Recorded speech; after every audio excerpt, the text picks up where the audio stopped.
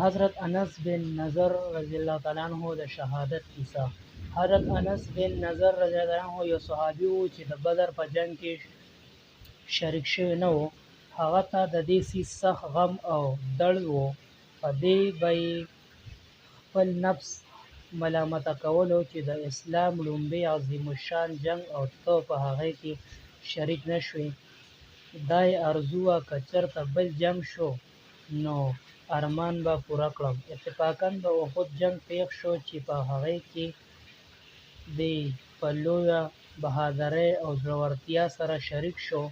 د احد په جنګ کې اول خو مسلمانانو ته فتحه وشوه، خو په اخره کې د یوې غلطۍ په وجه مسلمانانو ته شکست وشو. هغه غلطي دا وه چې نبي اکرم صلی الله علیه وسلم څه کسان په یو خاص ځای مقرر کړي وو چې تاسو به د دې ځای نه تر څو چې ما درته ویلي نه وي نه خوځئ.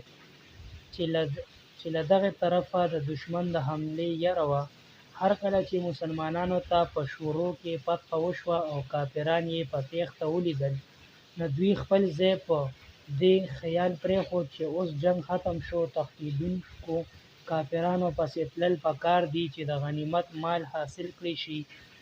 د دې ټولګي سردار منع هم کړل چې د نبي علیه الصلاة والسلام معاونت دی چې تاسو دې ځای نه مه خوځئ. خو دغې خلکو دا خیال وکړو چې د نبي علیه الصلاة والسلام ارشاد صرف د جنګ د وخت پورې دپاره و. دغې ځای نه لرې شول او میدان ته ورسېدل. تښتېدونکي کافرانو دا ځای خالي ولیدو نو له دغه طرفه راغلل. حمله یې وکړه. مسلمانان بې فکره وو. دوی ناګهاني د بې خبرۍ حملې سره بایلونکي شول او له دواړو طرفو د کافرانو په منځ کې راغلل. په دې وجه اخوا دېخوا پریشانه تښتېدل. حضرت انس رضی الله تعالی عنه ولیدل چې مخامخ یو بل صحابي حضرت سعد بن معاذ رضی الله تعالی عنه را روان دی. هغه ته یې وویل: ای سعده، چېرته ځې؟ په الله تعالی مې دې قسم وي د جنت خوشبويي د احد د غر نه راځي. دا یې ووی او توره خو یې په لاس کې وه. د کافرانو په ګڼه کې ورننوت. تر څو چې شهید شوی نه و واپس نه شو.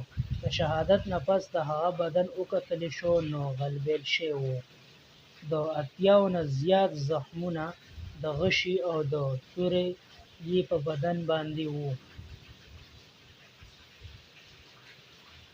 خور دې د ګوتو په بندونو سره وپېژندو.